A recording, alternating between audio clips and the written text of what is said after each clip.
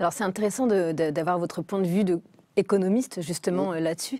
Je vais vous citer Elisabeth Borne, qui est la ministre du Travail, qui disait sur Europe 1 en octobre 2021 la question du temps de travail est fondamentale pour la compétitivité, la création d'emplois et est un enjeu de financement de protection sociale.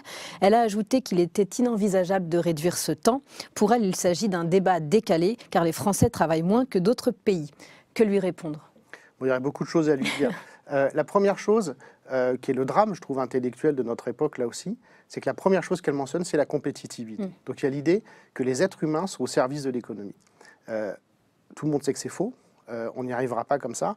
On sait que c'est ce renversement intellectuel qu'il faut faire, c'est qu'effectivement, il faut mettre l'économie au service des êtres humains, et il faut aussi, autre révolution dont on ne va pas parler aujourd'hui, vraiment comprendre que l'économie est intégrée dans son cadre naturel.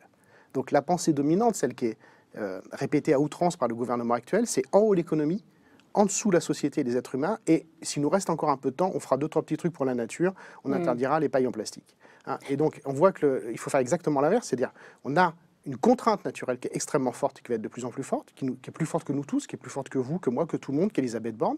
En dessous, il y a effectivement la société, le fonctionnement entre les êtres humains, et en bas, l'économie. Donc ça, c'est le premier point. Le deuxième point, c'est qu'il suffit de regarder une carte d'Europe. Quels sont les pays où on travaille le moins en Europe? C'est les pays nordiques. Quels sont les pays les plus riches du continent européen? C'est les pays nordiques. Quels sont les pays où on travaille le plus chaque année? C'est les pays méditerranéens. Quels sont les pays les plus pauvres au sein, disons, de l'Europe de l'Ouest? C'est les pays méditerranéens. Donc, en tant qu'économiste, on ne peut pas dire que les pays du Nord sont riches parce qu'ils travaillent moins. Mais en tout cas, ce qu'on peut dire, c'est que le fait de moins travailler que les autres ne les empêche pas d'être les plus riches que les autres. Donc là, ce que j'aimerais comprendre, et là c'est une critique que j'ai vis-à-vis de mes amis de gauche depuis très longtemps, pourquoi personne ne s'intéresse à ce qui se passe dans les pays scandinaves? On ne regarde jamais de ces pays-là. Dernière remarque, je trouve ça très fatigant et très malhonnête intellectuellement, la façon dont les dirigeants politiques et beaucoup d'économistes vont chercher un seul élément qui les intéresse dans un pays. On cite toujours l'Allemagne par exemple. Bon, il faut savoir que la durée du travail hebdomadaire en fait en Allemagne est plus faible qu'en France. Par contre, ce qui est vrai, c'est que le temps de travail sur l'année est plus élevé en Allemagne.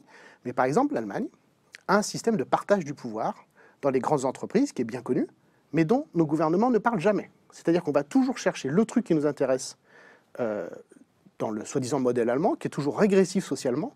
Mais ce qui est intéressant du point de vue social, ce qui est positif en Allemagne, on ne nous en parle jamais. Donc là, je trouve que ça suffit. Et d'autre part, voilà, on est un grand pays, on fait nos choix politiques. Et voilà, on peut s'inspirer de ce qui se passe ailleurs, mais on a quand même le droit, si on veut travailler 2 jours par semaine en France, bah, pourquoi pas?